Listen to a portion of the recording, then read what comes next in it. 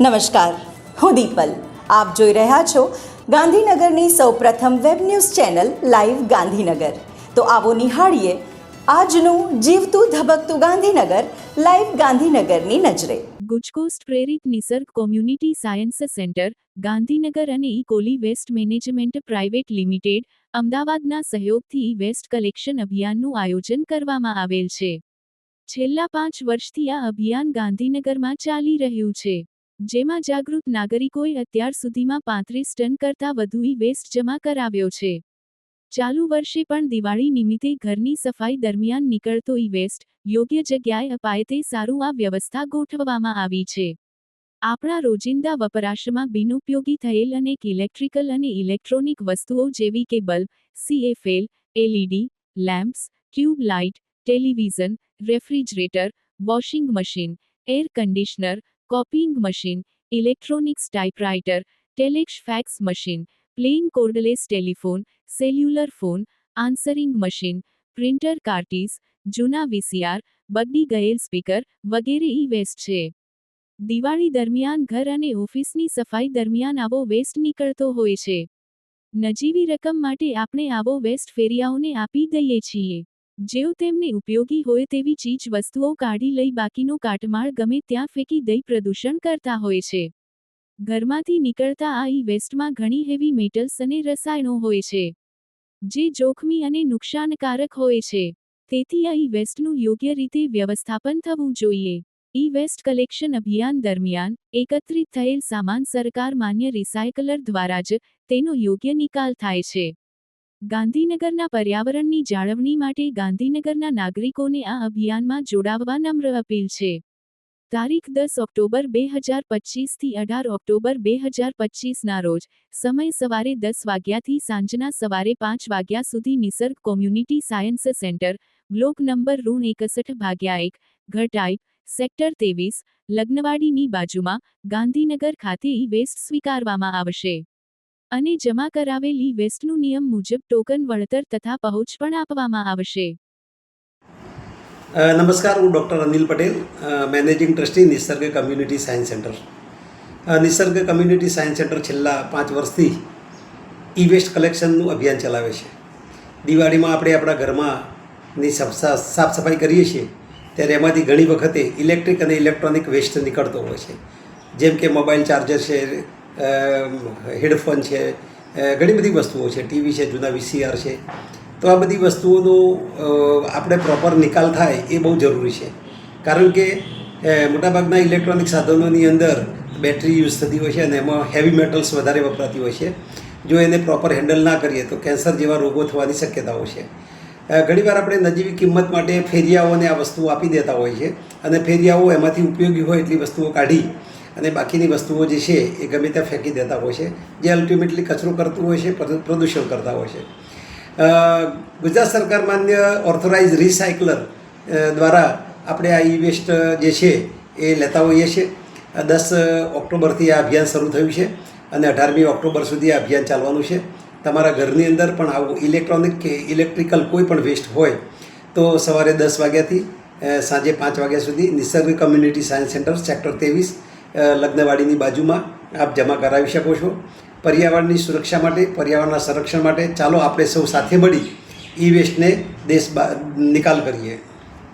ગુજરાત ગૌણ સેવા પસંદગી મંડળ GSSSB દ્વારા 14મી 16 ઓક્ટોબર દરમિયાન રાજ્યભરમાં રેવન્યુ તલાટી વર્ગ 3ની મુખ્ય પરીક્ષા સફળતાપૂર્વક પૂર્ણ થઈ છે. કુલ 12,179 ઉમેદવારોએ 3 દિવસમાં યોજાયેલી 3 અલગ અલગ પેપર માટે ઉપસ્થિત રહી પોતાની પરીક્ષા આપી. આ વર્ષે પરીક્ષાની પ્રક્રિયામાં પહેલીવાર આર્ટિફિશિયલ ઇન્ટેલિજન્સ AI ટેકનોલોજીનો ઉપયોગ કરવામાં આવ્યો હતો. મુખ્ય પરીક્ષામાં હાજર ઉમેદવાર એ જ વ્યક્તિ છે કે જેમણે પ્રાથમિક પરીક્ષા આપી હતી. તેની ઓળખ માટે AI આધારિત સિસ્ટમ કાર્યરત રહી. ઇન્વિજિલેટરના મૂવમેન્ટ ટ્રેકિંગ અને કંટ્રોલ રૂમમાંથી ટ્રંક ખોલવાના સમયના મોનિટરિંગ દ્વારા સંપૂર્ણ પરીક્ષા પ્રક્રિયા વધુ પારદર્શક અને સુરક્ષિત રીતે પૂર્ણ થઈ. ના સચિવ શ્રી કેયુર જેઠવાએ જણાવ્યું હતું કે રેવન્યુ તલાટી જેવી વિશાળ પરીક્ષા પારદર્શક રીતે પૂર્ણ કરવી એ મોટી જવાબદારી છે. ઉમેદવારોની ઓળખ અને પરીક્ષા કેન્દ્રોની રિયલ ટાઈમ મોનિટરિંગ માટે બાયોમેટ્રિક તથા ટેકનોલોજી આધારિત સિસ્ટમ અપનાવીને પરીક્ષાની નિષ્ઠા અને સુરક્ષા સુનિશ્ચિત કરવામાં આવી છે. ગુજરાત રાજ્યની અંદર આપણે તારીખ 14, 15 અને 16ના આપણે મહેસૂલી તલાટીની મુખ્ય પરીક્ષાનું આયોજન કરેલું હતું. એટલે આજે જે છે એ છેલ્લું જે જીએસનું એક પેપર જે છે એ આપણે અત્યારે ચાલુ છે. જે આ વખતની પરીક્ષાનો છે આપણે લીધેલી છે એની અંદર પ્રિલિમની જેમ આપણે આ વખતે પણ પોસ્ટ વિભાગ દ્વારા જ સ્ટ્રોંગ રૂમથી જે આપણા પ્રશ્નપત્રો છે એ પ્રશ્નપત્રો આપણે દરેક સેન્ટર સુધી મોકલી આપેલા છે. અને જે વાહનો છે એ જીપીએસ એનેબલ છે. આ વખતે આપણે અહીંયાથી એઆઈમાં એઆઈનો યુઝ કરેલો છે, જેથી દરેક સેન્ટર પર જે પ્રકારની એક્ટિવિટી થાય છે એ એક્ટિવિટી તમામ આપણે અહીંયાથી જોઈ શકીએ છીએ. કે ધારો કોઈ વર્ગ છે એની અંદર ખંડ નિરીક્ષક છે એ મૂવમેન્ટ નથી કરી રહ્યા અથવા તો એ છે નહીં, તો એની એલર્ટ છે એ આપણને અહીંયા બેઠા મળી જાય છે. પ્રથમ તબક્કાની અંદર પ્રિલિમની અંદર આપણે જે વિદ્યાર્થીઓનું ફ્રિસ્કિંગ અને જેના બાયોમેટ્રિક્સ લીધા હતા એ જ બાયોમેટ્રિક્સ આપણે ફરીથી પાછા આ વખતે પણ લઈએ છીએ, જેથી આપણને ખબર પડે કે પ્રિલિમમાં જો કોઈ વિદ્યાર્થીએ એક્ઝામ આપી છે એ જ વિદ્યાર્થીઓ પાસ થયા પછીના મેઇન્સમાં જે અપિયર થયા છે એ આપણા વિદ્યાર્થીઓ છે કે નહીં આપણે ચકાસી શકીએ છીએ.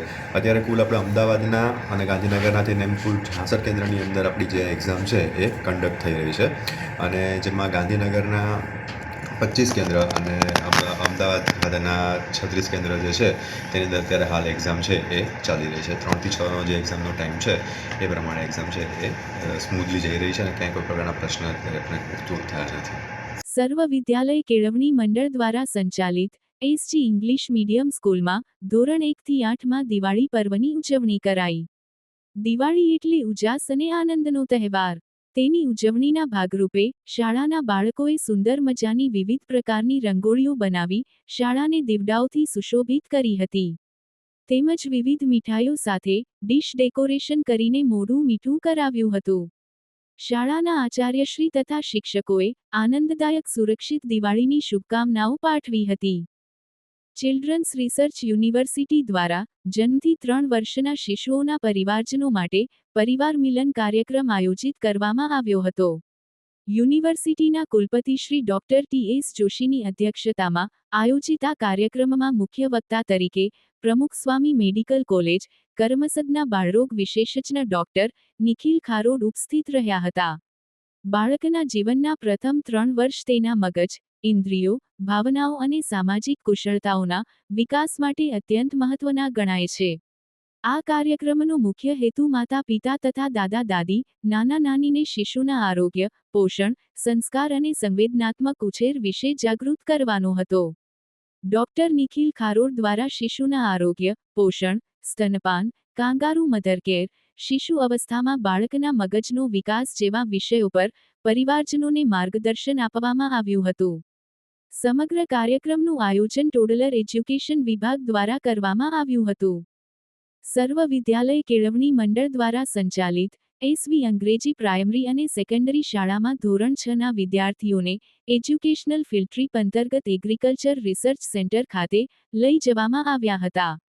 ત્યાં તેઓને ખેતી વિશેની માહિતી આપવામાં આવી હતી. વિવિધ લેબોરેટરી જેમ કે ઓર્ગેનિક ફર્ટિલાઇઝર, સોઇલ ટેસ્ટિંગની મુલાકાત કરાવાઈ હતી. જમીન ચકાસણી તથા સૂક્ષ્મતત્વ ચકાસણી પ્રયોગશાળાની મુલાકાત કરાવાઈ હતી. તેમજ તે વિશેની ઉપયોગી માહિતી પૂરી પાડવામાં આવી હતી. ત્યાં તેઓએ પ્રત્યક્ષ દરેક તત્વો વિશે માહિતી મેળવી હતી. જમીનને ખેતી માટે જરૂરી દરેક પોષક તત્વો જેવા કે નાઇટ્રોજન, ફોસ્ફરસ, પોટેશિયમ વગેરેની ચકાસણી કરીને ઓછા સમયમાં વધારે પાક કેવી રીતે લઈ શકાય તે માહિતી મેળવીને વિદ્યાર્થીઓ ખૂબ ખુશ થયા હતા.